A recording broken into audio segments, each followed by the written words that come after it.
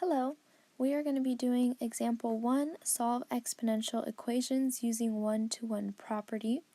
And our one-to-one property we see written out here in words for b greater than 0 and b not equal to 1. So basically b has to be some kind of positive number that's not 1.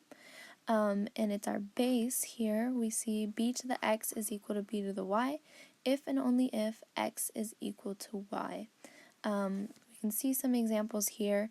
Basically what it's saying is if you have the same base, then its exponents have to equal each other. So we see here x is going to equal 5. Over on this side we have base 10, so we know log x has to equal 3, which we know is true over here.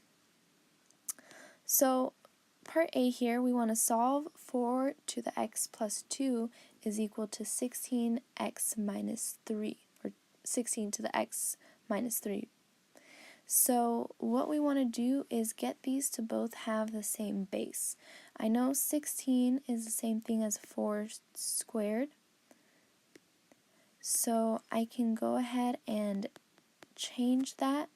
Now these powers here are going to have to multiply, so that 2 will distribute.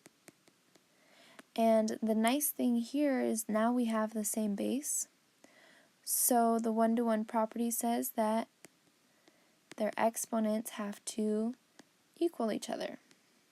So that's the beauty of getting the same base, because once we do that, we can set their exponents equal to each other, and from here we're just doing some basic solving. I can subtract the x, so I get 2 is equal to x minus 6, and x is going to equal 8. Oops. There we go. You can always do a little double check if you just plug that back in. 4 to the 8 plus 2, and you can check and see if it's the same thing as 16 to the 8 minus 3, and then you will see that it is true.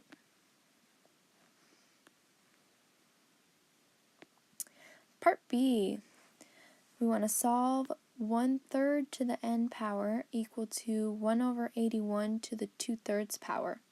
So 3 and 81, I can get those two to have the same base. The base would be 3. So what I'll do first is go ahead and change that 81. It's going to become 3 to the 4th power.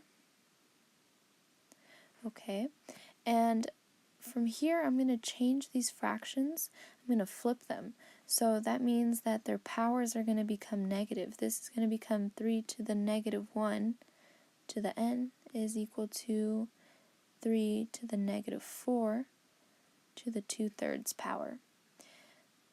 Once we have flipped it, these powers will multiply. We get 3 to the negative n is equal to 3 negative 4 times 2/3. That's going to be negative 8/3. We have the same base, so we know its powers are going to be equal to each other, and we get n is equal to 8/3. Alright, our last one for this video here. Why don't you go ahead, you can give this a pause, see if you can give this problem a try. Alright, so now that you've given it a try, let's do it together. I see I have a base of 25 and a base of 5. I can get 25 to have a base of 5. It's the same thing as 5 squared. So I'm going to change that. It's raised to the x plus 2. So that's equal to 5 to the 4x on the other side.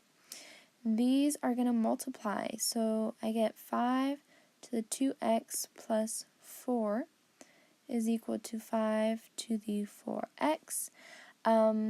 We have the same base, so that means I can set each of these exponents equal to each other, and start to solve. So 4 is going to equal to x, and x is equal to 2.